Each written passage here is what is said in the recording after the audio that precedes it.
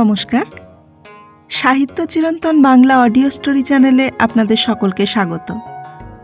সাহিত্য চিরন্তনের আজকের নিবেদন নারায়ণচন্দ্র ভট্টাচার্যের লেখা বারবেলা।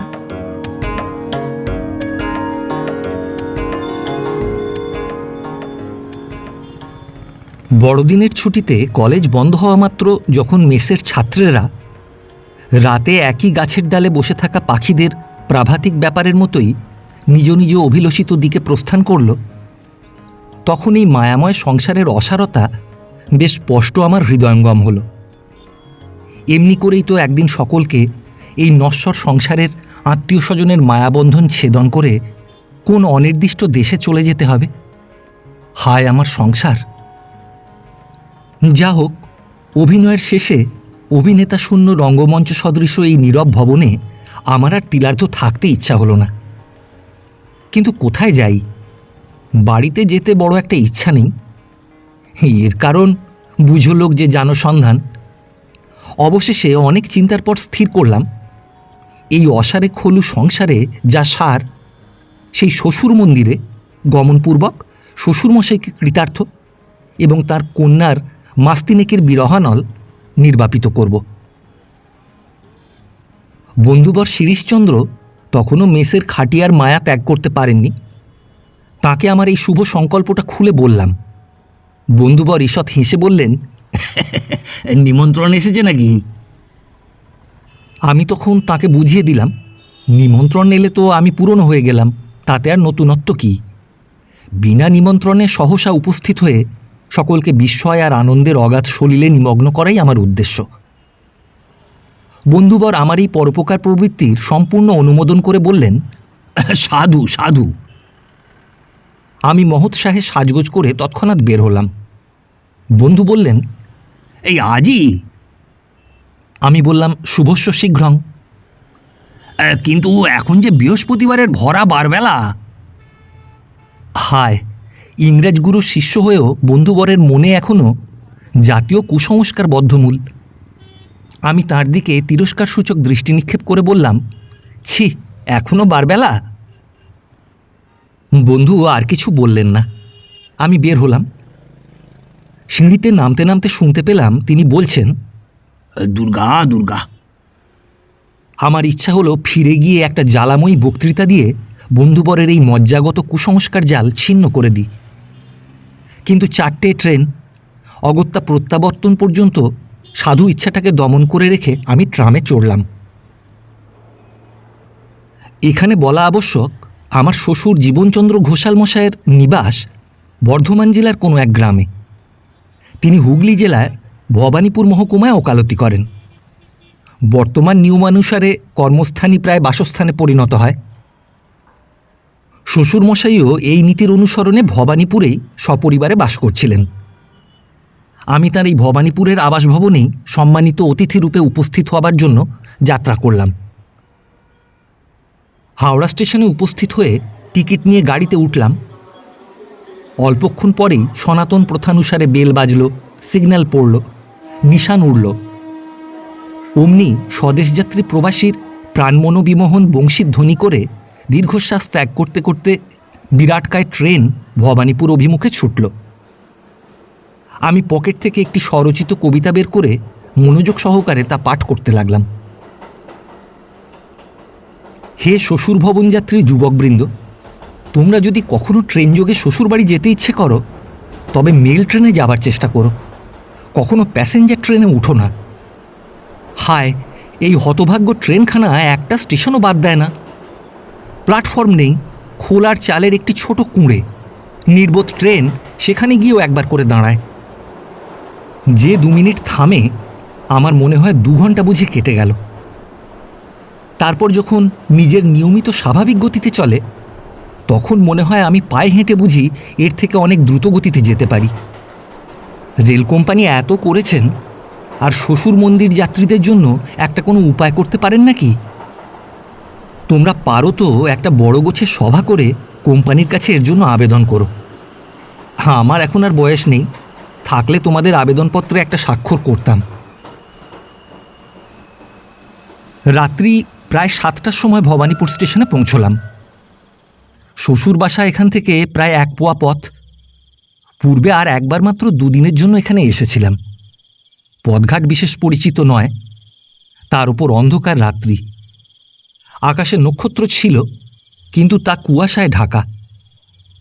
রাস্তায় দূরে দূরে গ্রাম্য মিউনিসিপ্যালিটির কীর্তিস্বরূপ একটি তেলের আলো জ্বলছিল, কিন্তু আলোকস্তম্ভের নিচে না গেলে তার অস্তিত্ব অনুভব করা যায় না।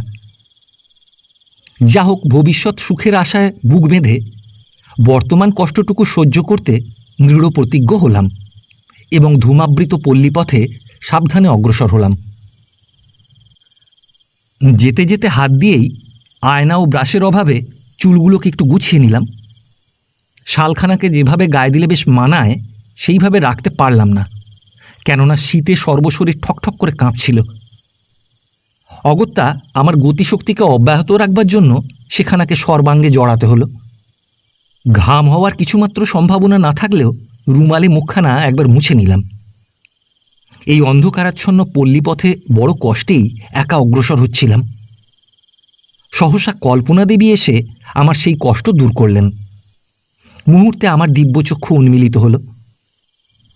তখন আমি সেই কুজ্জ টিকারাশির ঘন জবনিকা ভেদ করে দেখলাম সামনে মর্তে অমরাবতী সদৃশ শ্বশুর ভবন।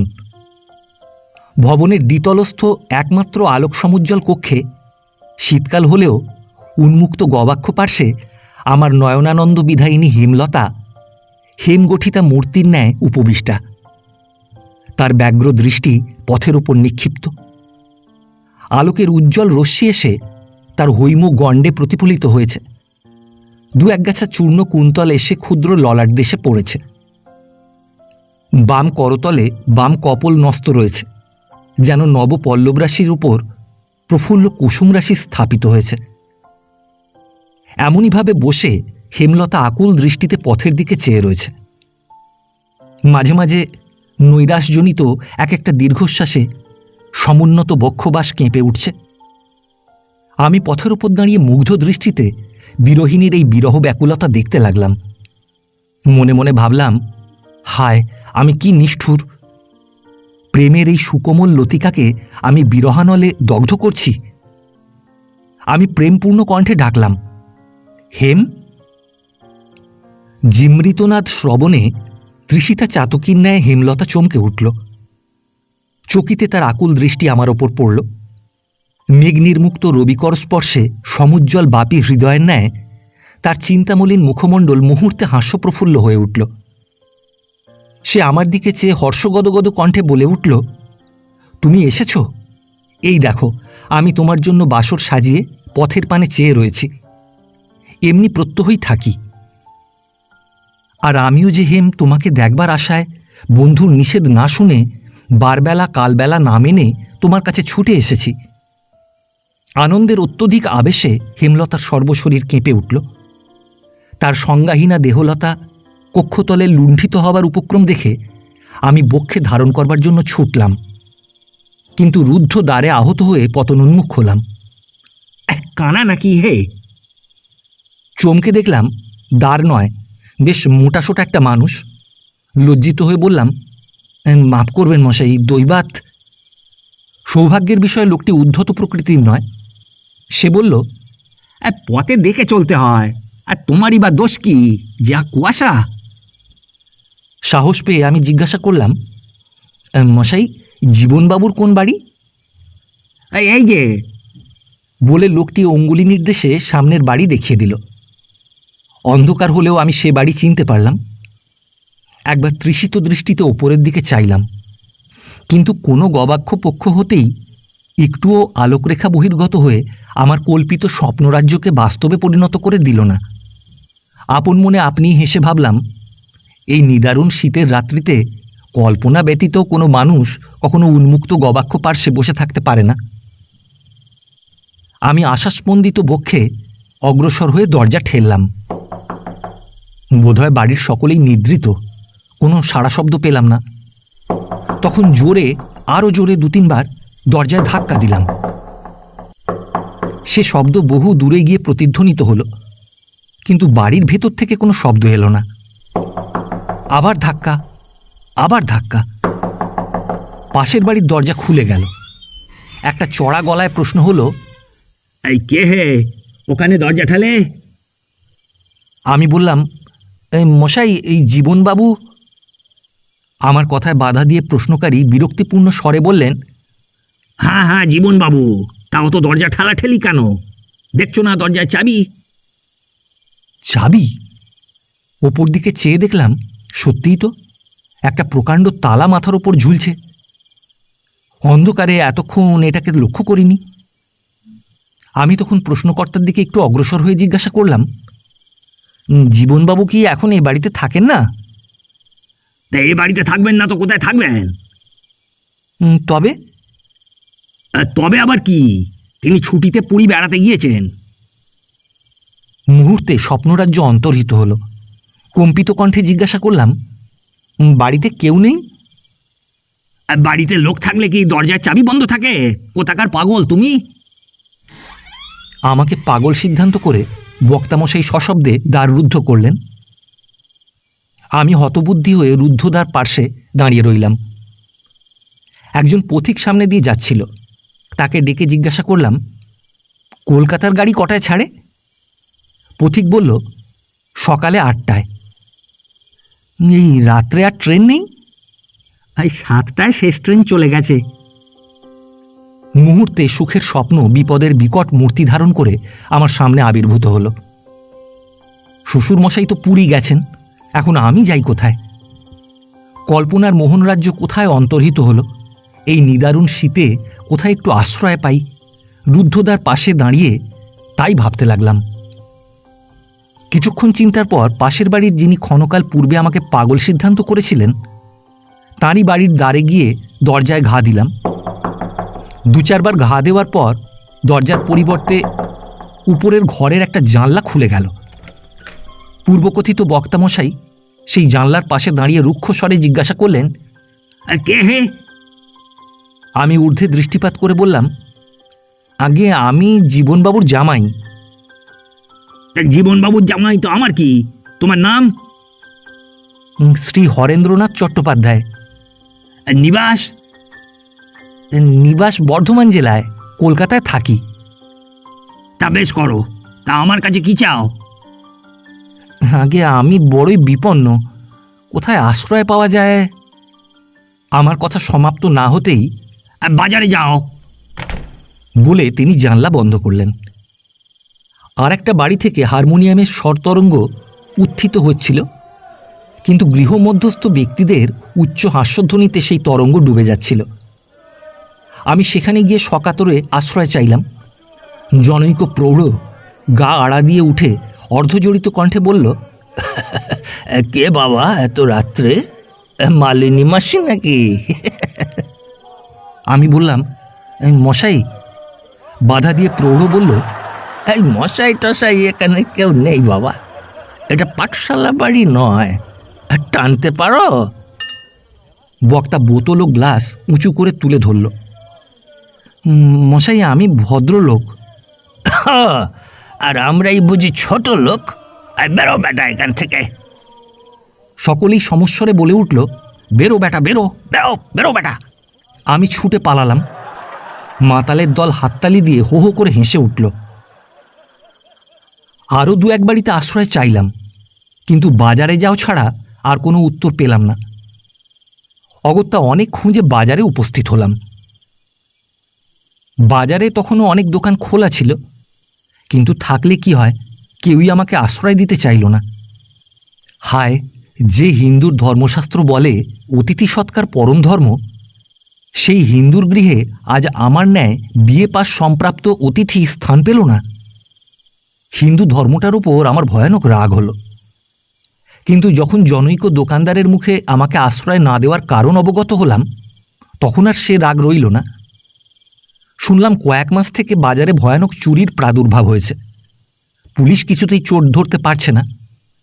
এই ভয়ে কেউ অপরিচিতকে আশ্রয় দিতে সম্মত নয়।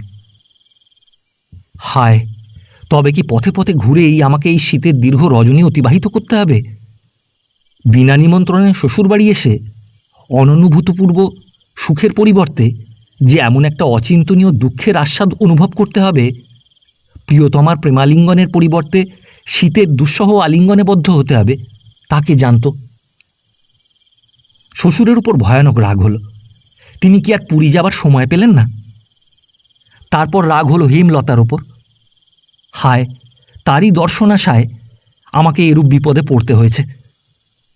কিন্তু শ্বশুরমশাই তো আমাকে নিমন্ত্রণ করে এ রূপে চলে যাননি, আর আমি যে আসব তা হেমলতাই বা কী রূপে জানবে? দোষ সম্পূর্ণ আমার।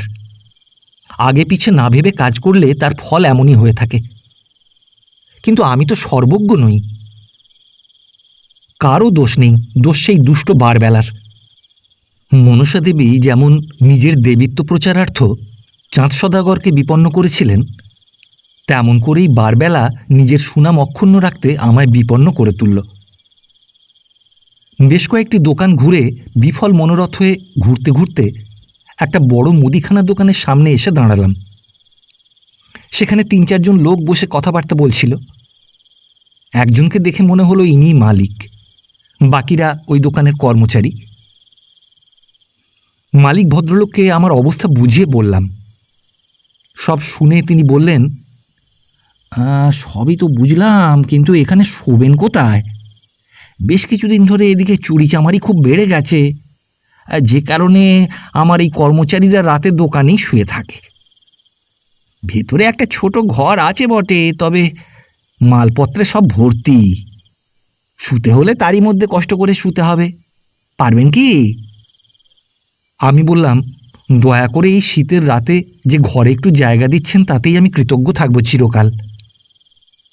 তিনি কর্মচারীদের আমার শোবার ব্যবস্থা করে দিতে বললেন। আমায় বললেন, তা রাতে খাবার কি ব্যবস্থা মশাই? আমি বললাম, আগে শোবার জায়গা পেয়েছি এই অনেক, একটা রাত ও আমি কাটিয়ে দেব। এই দেখুন মশাই, দোকানে চিড়ে মুরগি আছে, তাই খেয়ে জল খান। এই বলে রাতে খাবার জন্য চিড়ে মুরগি ও বাতাসার ব্যবস্থা করে দিলেন। তাকে আন্তরিক ধন্যবাদ জানিয়ে শুতে গেলাম। ছোট্ট ঘর, তাই জিনিসপত্রের ঠাসা।